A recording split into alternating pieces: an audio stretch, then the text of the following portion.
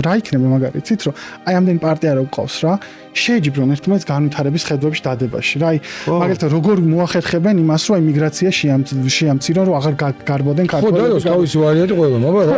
წარმოების დაწყებაზე, აი, მაგრამ თუ არ ეთანხმები წარმოების დაწყებაში, აგვიხსენი რატო ეთანხმები წარმოების დაწყება, გირჩის პოლიტიკა რა.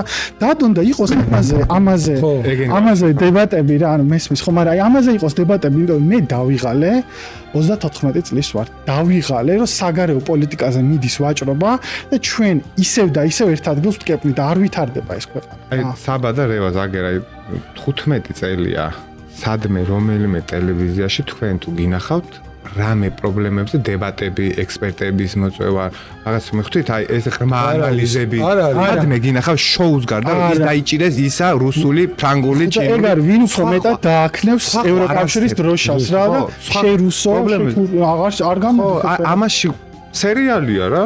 დიდი სერიალია, მრავალწლიანი სერიალია.